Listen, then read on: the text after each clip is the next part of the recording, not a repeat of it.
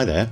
In this tutorial I'm going to demonstrate how you can create a scene something like this. So the idea is that we've got bamboo trees, I guess they are really, very tall bamboo that's waving around in the wind, and you can see that there's a whole load of them on a landscape and the camera's just scanning through them.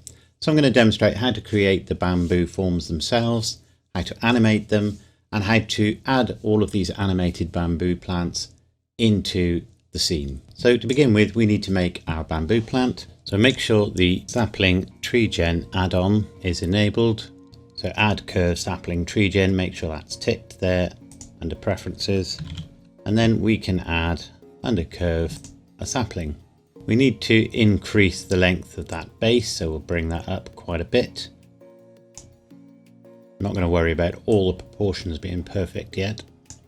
Each of these relates to a level. So if we go to branch splitting now, we can turn the base splits right down. And there you can see we've just got one tall stem now. But what I want to do really is create a branch which is going to be then added to the main tree. So I've added a third level there. So this is one level, we just have the single branch. Put it up a level and you can now see we've got another set of branches, but they're too long at the moment. That adjusts the number of them, and if we go to growth, we can obviously adjust growth with the various elements. And because this is going to be a branch, I don't want this base too long, and leaves will form on the end of the branches. So I'm taking the randomness on the angles of these branches down a little bit now. I'm also adjusting the way they curve. So it's just a matter of tweaking these values. So these elements over here affect how things vary. So you've got your basic setting here, and then this adds a certain randomness to it. So I set it to 0 at the moment, so they're all basically the same. There's no real variation in them at the moment, at least not based on any random effect. And now I can stretch them out to what I want. Have a good look there, and you can see the values I've used. And then I'll come over to leaves. Now when I did it, I actually used alpha leaves, but I don't think I really necessarily need to do that, having thought about it. So I'm going to click show leaves, and they'll appear on the last split. So we probably want less leaves than that, but we want them to be quite a bit bigger. So let's scale them up quite a bit. And the shape isn't bad. They could probably do with being a bit longer. And maybe scale them down a little bit now, make them a little longer. And maybe we don't even need that many leaves. And then we can play with the angle. Obviously, what you should do is have a look at some reference images in order to give you something that's going to be reasonably accurate in form. But remembering this is just a branch, this isn't the whole tree. But I think we're fairly close there. Maybe we'll have up to 20 leaves. And then you can play around with some of these options which will affect the density of the leaves as it distributes across the shape. And if we go back to growth, we can shrink it or grow it there, and obviously shrink or grow the branches. I think they're not far off where I need them to be now. So if you go back to geometry, you can actually save that as a preset. So if we say bamboo branch 1, unclick limit export because we haven't got that many vertices in it, and we'll just say export preset. And if I move that around, you can see the leaves are moving with it, but they are actually a separate object at the moment. So let's just give those a basic material, which is a greeny color, and we'll add that into the viewport display as well. And for the moment, we'll give the stem a material, and we'll give that a greeny yellow color for the moment. Now this is still a curve right now, as you can see. So what I'm going to do is right click it and convert to a mesh. Now I could use the sapling generator, especially now that I've saved a preset, to create some variations, but as this is just a branch, I'm just going to join those two together now that they're both meshes, make a duplicate, go into edit mode with proportional editing on, and just move a few things around. Obviously I have to be a bit careful. I don't want to move it in too extreme a fashion. It's just to give it some slight variations so they don't all look absolutely identical. I've seen people use the displacement modifier and the warp modifier to do things like this. and I'm just going to create a couple. So I want these to be in the camera view, so I'm going to select my camera and then rotate on the Y 90 degrees, and I'm going to position my camera where it can see both, just rotating it to look at them. They will be side on, but that's because I'm going to create a texture from these objects. I could create two different textures, but that's not necessary. So I need to turn up the clipping because you can see them disappearing there. I've just set that up to 300 and something, and obviously they need to be enclosed. So I'm going to put one down here and one about there, as long as they're far enough apart. In fact, what I'm going to do is rotate that one 180 just so they fit together better, and then I can zoom the camera in slightly. I'm going to turn off the floor, and that's better. I'm going to add a sky, and I'm just going to make it a fairly flat light grey. If I go to rendered view, we're actually in cycles at the moment. I'm going to do this in EV, but most of what I'm doing will work the same. That's probably too light a sky at the moment. We'll bring that down a little bit. We're not actually going to see the sky because under render properties, if you go to film, click transparent, and you can see the sky disappears, and we want a transparent background. So let's do a little bit more on the materials. I think I won't worry too much about the stem at the moment, but we do need to add a little bit more for the leaves just to give them a bit more variation. So we'll go to the shader editor, make sure our object is selected, and make sure that we are selecting the leaf material. And I could obviously map in actual leaves, and I think that's what I did with the first one, but because these are going to be seen from some distance, I really don't think that's necessary. It's only if you're going to look close up that you need to do that. That said, if I select my leaves and go to the UV editor and then press U and unwrap, you can see they all appear like that. So that's unwrapped my leaves, just so that we can get an easy texture on them. And I'm going to open my textures, and I use this one quite a lot because it's a grass texture. It's literally a little piece of grass zoomed in, but it's got some texture on it. It's not just plain green. So let's open that, and you can see that's going to give me some variation across the leaves. We'll go back to the shader editor, we'll add texture, which is an image texture. We'll use that grass texture and we'll put that into there. I haven't unwrapped this other one, of course, so if I come over to here and press U, Smart UV Project, that's now unwrapped, and you can see we've got some texture on there, although it looks like it's going the wrong way. So if I go to my UV editor, what I want to do is rotate that 90, scale on the X, scale on the Y, and I think it's going in line with it now. So this one needs to be turned around as well. Rotate 90, scale X, scale Y. You could go over the edges, but it's not a tileable texture, so that might show lines up in some of the leaves. But you can see we've already got some variation in the leaves themselves. They're not completely flat. And then what I'll do is add a color ramp, and we'll just narrow those points in. And then I'll add vector, which is a bump node, put the color ramp into height, and then put the normal from the bump node into the normal on the principled shader. I don't have a bright light in the scene, so probably I'm not achieving a great deal by doing this, but it is adding a few little shadows on there, which obviously are enhanced by this. And then I'm going to add a shader, which is an add shader, and another shader, which is a translucent shader. In theory, you can do this in here, inside the principled shader, but I'm going to do it outside. I'm going to add a color gamma node, put that into the translucent shader, not transparent shader, and then put the color from the texture into there, and then turn the gamma up a little bit. So the idea is that any light traveling through these leaves becomes slightly darker and much stronger in color. So again, it just enhances that variation of the leaves. I'm not going to worry too much about shininess, but we can turn the roughness down a little bit. But as a final thing, we can add texture, which is a noise texture, plug that into displacement, add converter, which is a math node, set it to multiply, and something like 15 for the scale. So if we just render that with default values, so I'll just press F12 and we'll see what we've got, and you can see that renders very quickly. It is EV, and there is our base material. If you want to, of course, you can render it at a higher resolution. I'm going to turn screen space reflections on and we'll say soft shadows, although there's no direct light in here, so it doesn't really make much of a difference. And we'll give that another render. So that's our basic bamboo plant branches. So we need to save that image now.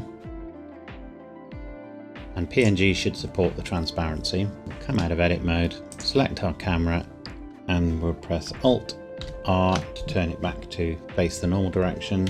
And I'm going to scale the camera up. It doesn't change the way it works, but it makes it easier to find. And then rotate X 90 just to bring it up, and we'll put it somewhere over here. So we'll move those branches over to here now, and we'll create another tree. So we'll go to the sapling generator, we'll go to geometry and unclick limit import, and we'll load a preset which is our bamboo branch in the first instance. So there it is. We obviously don't want the leaves now, so we'll change the leaves to rectangular now, and we'll change it far fewer. So let's try 5, and we'll make them much bigger, and probably even less than that. And so we'll make them more like that sort of size now, because these are going to be those branches that we created. And we'll tilt them up a little there. Go back to growth, and we'll push it upward that way, because now this is the tall bamboo plant we're creating. I'm going to make the stems slightly shorter, but we'll go back to leaves now, and we'll go with something like that. It may need to be tweaked a little, but you want it to be slightly longer than it is wide, and they do need to be fairly sizable. The number of leaves you get will depend on the number of branches you have at the top level, so we don't need too many branches in fact. So I'm just dropping that down, and I've just added a little bit of random. There's a certain amount of guesswork involved in this. Okay, so that's the leaves. I think the stem could do with being a little thicker, so we're increasing the ratio there, perhaps 0.09. And if you want it to be smoother, you can increase that resolution, but of course that will increase the number of vertices, so you may not want to do that. If we go back to geometry, we can again say bamboo plant and export that as a preset. I'll put that one over there. I'll add another sapling, and we'll load a preset which is the bamboo plant, but we'll add a bit of a random seed to it, and that gives us a slightly different shape plant. I'll do 3 because it's very quick to do now, and we'll have that one. So very quickly we'll create a material called bamboo branch, but we'll call that bamboo branch 1, and we'll just make it a greeny colour. Select the other two and select this one last, and just say copy material to selected, and then we'll create a new material called bamboo plant stem, yellowish material, and again copy material to selected. So if we go to the UV editor, if we go into edit mode, you can now see, because we created square leaves this time, they're already unwrapped, and they're all unwrapped on top of each other, which is a fairly good thing. So I'm going to load in this material that we just created, or this texture, and to begin with I'm just going to map them all to the same branch. We may have a bit of a problem and I may need to alter it, but we'll see, because they're a bit closer than ideal really. Let's go to the shader editor, add in texture, which is an image texture, and select the bamboo branch. So you can see straight away it's the wrong way around. So back to the UV editor and rotate -90 and scale on the Y, I think. As I say, I've done this fairly quickly. We can even cheat and just scale this end slightly so that we can do that. And it does look strange at the moment, but that's fine. But now what I need to do is select some of these leaves. So I'm just going to go around and select a few random corners. Perhaps that's enough. And then press Ctrl L, which will select the whole of the leaf for which I selected one vertex. I'll select that one as well, I think. Now come up to here, and I'm going to rotate that 180, and then push this over to enclose this other branch, which is slightly different. We're going to need to play around with these others as well, because they've got their own mapping. So if we go back to the shader editor, so I can now take the alpha output and put that into the alpha input, but initially it doesn't seem to change anything, and that's because we're in EV. So if you scroll down on the materials over here, or you could go to options up here by pressing N, and we need to change this to say something like alpha blend and alpha hashed. And now you can see we've got a transparent background. So at this point, I'm going to go to the render settings and turn off transparent. For the world, we'll add a sky texture now. I'll go with Prethum. So it just gives you a variation in color of the sky, and you can play around with the relative position of the sun. And I'll add an actual sun. It doesn't really matter where it is in the scene, but it gives you an idea if you have a look at where your sun's pointing relative to the camera. I'll give it a very slightly yellow color, and we'll make it a strength of about 5 and a small angle 0.05. And I usually turn on contact shadows just to make it a little more interesting. So we can go back to the material for our branches now, and like we did for the leaves themselves, I'm going to add a shader which is an add shader and another one which is the translucent shader. We'll put the image texture into the translucent shader and the other side into the add shader, but I'll also add a gamma node, and we'll just turn that up a little bit. I'll turn the roughness of the leaves down a little bit. And every time you do this, unless you carefully follow exactly the same parameters, it's going to be slightly different. If you want to select all your leaves, of course, they've all got a material on, so you can just click select there, and then you can play around with the scale, but of course they will detach from where they are currently sat if you do that. So we just need to adjust the UVs for these leaves. So we'll rotate those 90, scale on the X, scale those up a little bit. Now these appear to be upside down, so I'm going to rotate 180. That seems to be better. So we'll scale that down and scale that up. And then we'll select a few of these to rotate 180 and go to the other map. And then I'll do the same on this one.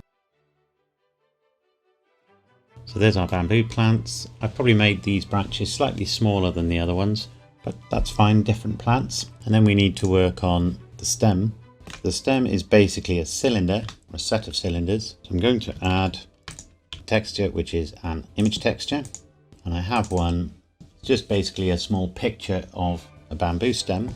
And if we go to the UV editor now and call that up and then go into edit mode and then zoom in, you can see it's not quite right yet. So at this point, I'm going to right click my stem and convert it to a mesh. And I'll do that with all 3 of them. Now there is a danger that the UVs are going to get messed up when I do this. So let's see if that happens. Yes, it did. So select the stem first and then select the leaves and then join. If you do it the other way around, for some reason the UVs of the leaves will be messed up. But we don't have any UV mapping for the stem yet. So unselect everything in edit mode, select the bamboo stem material and then click select, and you've got all the stems. And then we'll just try unwrap. You can see that's not a very successful unwrap, so we can try cylinder projection. And what I did originally was actually build a bamboo stem manually, but it really isn't necessary to do that. The main thing I want is this central stem. So what I'm going to do is now select a set of vertices up that length there, Control E and say mark seam, and then Control L and just say U unwrap. We've now got a somewhat more usable unwrap, so I'm going to rotate that 90 degrees and scale it up. I'm going to select those end vertices there, press O to turn on proportional editing and set it to linear, because that's a pretty linear scale there, and then just say scale Y, and you can see that's getting us somewhere. Not quite what I want, so I'll go for sharp now. Alternatively, there's not that many vertices. I can just select that length of vertices and say scale Y0 and do the same for each of them. Depends how well it unwraps for you. It's because the stem narrows as it goes up. So you can see we've got the marks that I'm looking for, but they're not repeating frequently enough at the moment. So I'm going to scale on the X like that. And it's one of those occasions where you actually want repeats. And now I just need to align where those repeats occur, because obviously we want those lines appearing, which normally we would try to avoid. Now there's one other issue which may occur, which is a line here, because this isn't a tileable material. So I'm going to select that top row of vertices and then come down to the middle and say scale Y -1, and then press G and just move those down to there. So what that really means is it makes it tileable. There is still a bit of a line visible there, but it's a lot less visible than it was, and it'll need some tweaking. You can see I moved it around a little there. And if you do it more carefully than I just did, you can get a pretty invisible line there now. So we haven't got that line appearing up the middle. Now, obviously, I need to unwrap each of these like that. So I'll carry on and do that, and then we'll come back.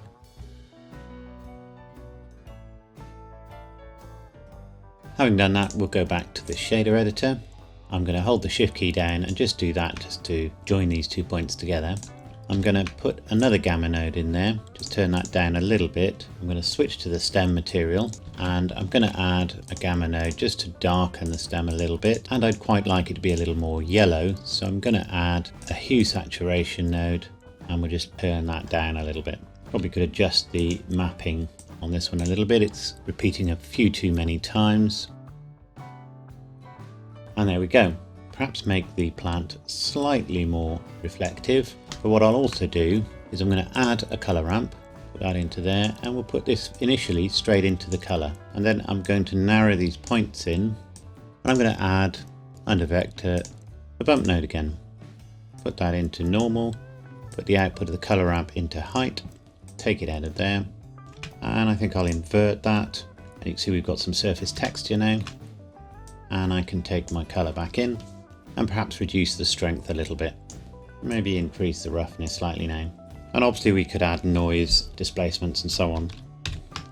Basically created our plants now. So we'll select all three, press M, and we'll create a new collection which is bamboo trees. I'm going to get to the animation toward the end, so we'll just create the landscape now.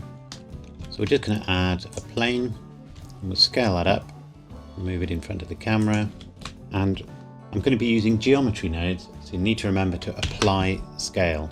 And I'm just going to go back to my trees, now that I've remembered it, and apply the scale on each of those as well. Go into edit mode, right click and say subdivide, and I've just increased it one level, and I'm going to add some fractal on that, which is to give me some lumps and bumps, some sort of coarse ones. And then I'm going to say subdivide again, and some finer lumps and bumps now, maybe also at level 2. And then finally control 2 just to add a subdivision surface to smooth it out without it being flat, and make sure it's shade smooth. I'm going to press U and unwrap. We're going to say a new material, and we'll call that ground. Just going to add image texture. For my scene, this didn't really figure very much in the scene, and I just used some leaf texture like this. But we obviously need to go to the UV editor, call up that image, go to edit mode, and scale it up. It's obviously not tileable, and I could play around with that, but like I said, it's not really figuring in my scene. The camera's looking at the bamboo rather than the bamboo relative to the ground, but you can spend a bit more time on it if you want to. So I'm going to go to the geometry node editor now and just say new. And if we look over here under the modifiers, you can see that's created a geometry node. So I'm going to add, first of all, a point distribute node. So geometry nodes is all about putting things on points, which are usually vertices, but don't have to be. So under add, point distribute, and I'll drop that there, and you can see my plane has vanished, but a load of points or dots are there. I'll start with the values I used, which is a distribution density of 100. So you can see that's a lot of points. Now before I go any further, I actually did one extra thing in order to control the density of the points. So I've got a fairly evenly, albeit randomly distributed set of points here. I'm now going to add, under attribute, an attribute sample texture node, and we'll drop that there. So with this node, we're able to relate a texture to the density of the particles that we want to use and other things. So in terms of the mapping, we'll just use the UV map and the result. So this is basically what the output's going to relate to. We'll call that dense for density. It's just a name I've made up. You can put anything you want in there as long as it's not a variable that's already used. And then I'm going to click new here, and you'll notice over here we've now got under geometry nodes a texture.001. We'll set this to clouds. It could be anything, of course. And you can see the UV map has read across there because we unwrapped this. I decided to use Voronoi F2 F1. That's just a particular cloud form that I used. I set it to soft. I set the size to about 1.7. Pausing every so often because it will be affecting this. I set depth to 24 and left Nabla where it was. And then under colors, if I minimize these, we'll be able to see the preview. So I left colors as they were, but I turned on color ramp. You can see the preview changed a little bit there. And I set my points up to here somewhere. So they're quite close together. For me, that's 0.345 for the first point, the dark point, and 0.386 the second point. And you can see that gives us quite a high contrast patches. And then I come back over here and I basically bring this result into here. So we'll call that dense. You can see it's come up there. And now you can see how that works. That's now reserved those patches to just the affected areas.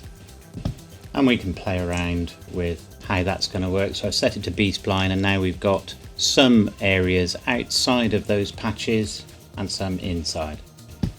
So before we go any further, what I want to do is be able to see the ground, not just the points.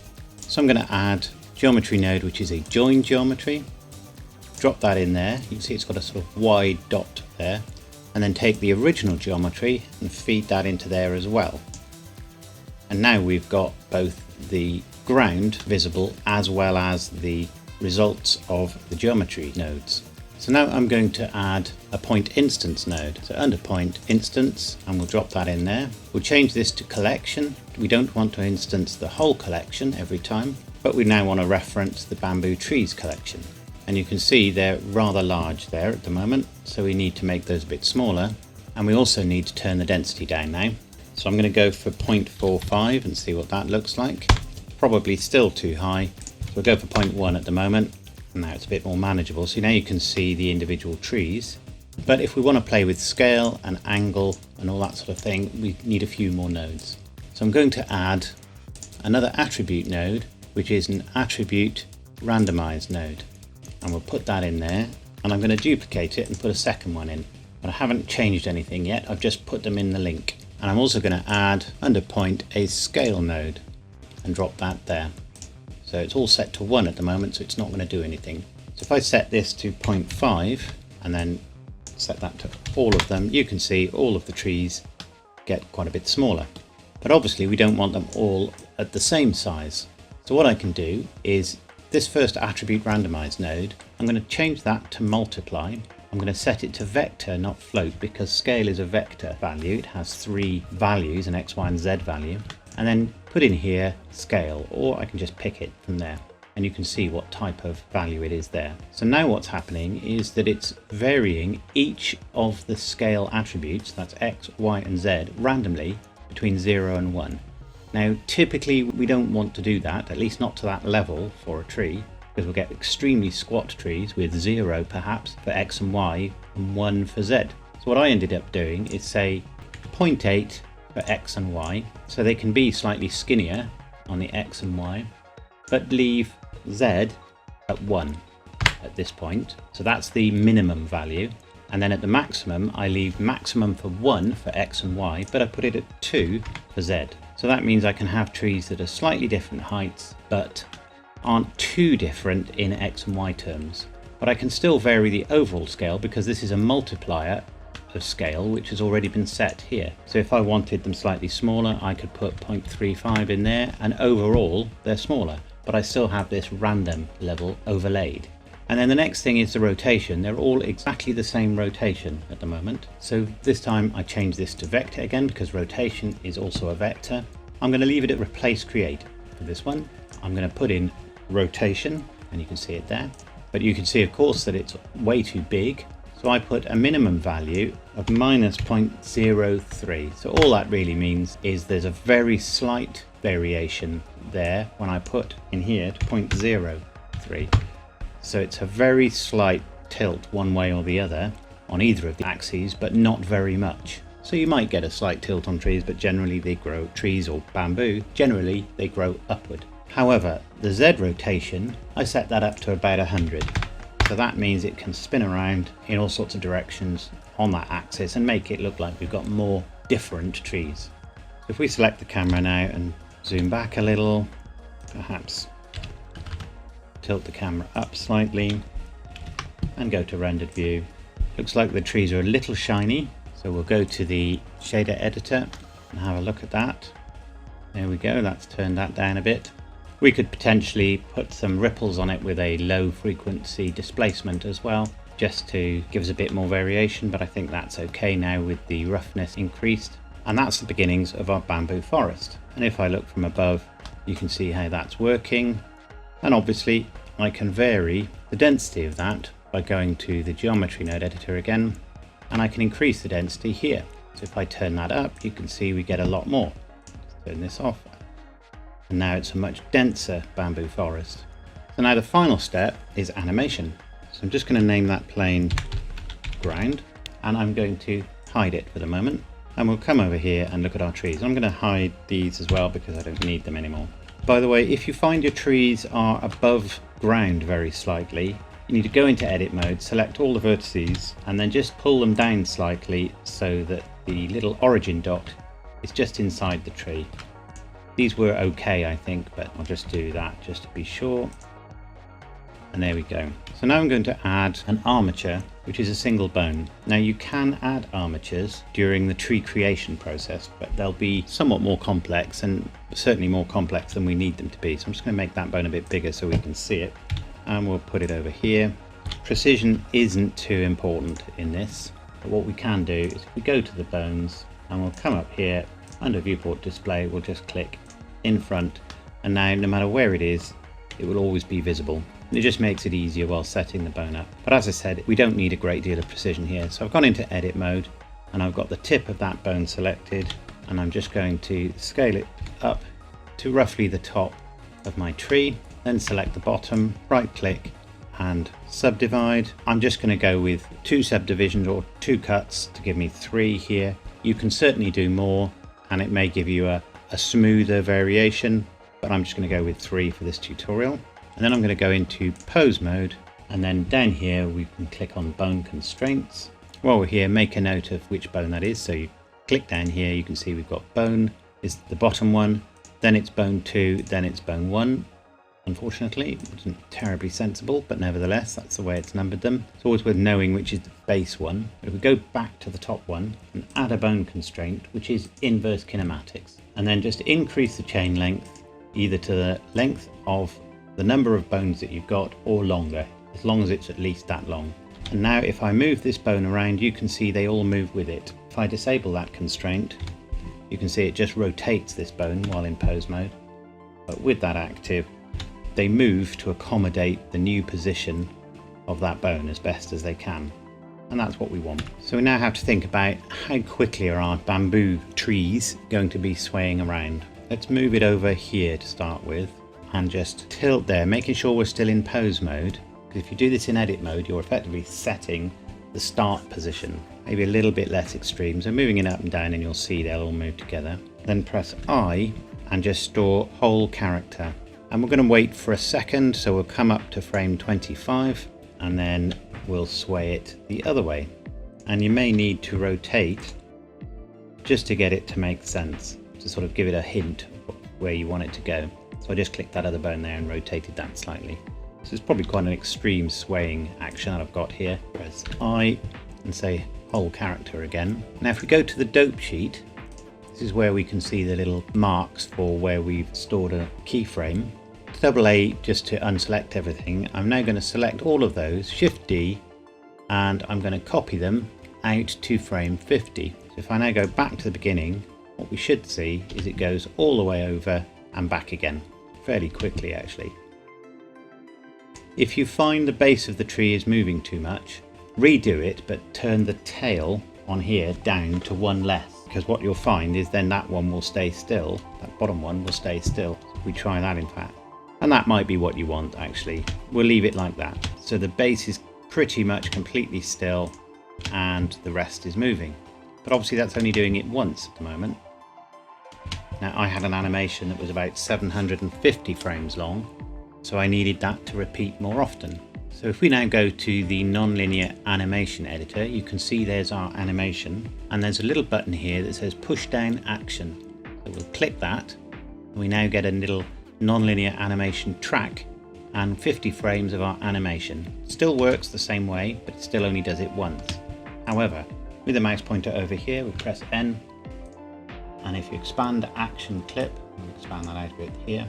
So you can rescale your animation here by changing these numbers.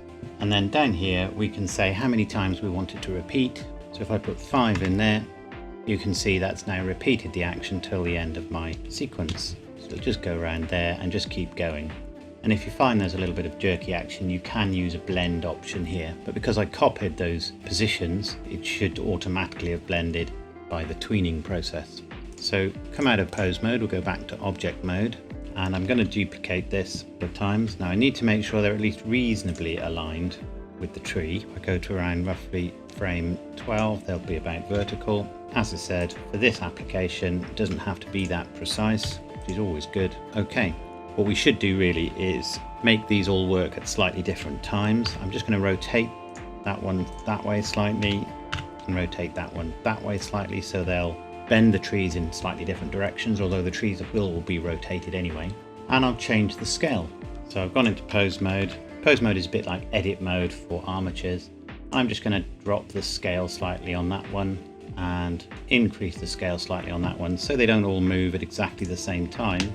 They start off in the same position, but very quickly they get out of sync. Obviously these are probably going a bit too fast, so I think I'll double my animation length, and we'll double the number of repeats for each of them, but we'll double the scale as well. That at 2, 2.2 and 1.8. So if I play back now, see they're going quite a bit slower, and I didn't actually need to double the number of them, because of course I was doubling the time it takes for them to go. And that one I think we can go up to 6. And you can see you can have a partial repeat as well. So that's the armatures done, and what I'll do is I'll just put these armatures, go to object mode, into their own collection just to tidy them up. Go to about there for this one, then we'll select the tree and then we'll select the armature, Control P and say armature deform with automatic weights. They're all fairly vertical at about this frame, so same here. So if we start playing now, you can see the trees are being moved around. Now you may find that some of the branches are getting a bit too distorted.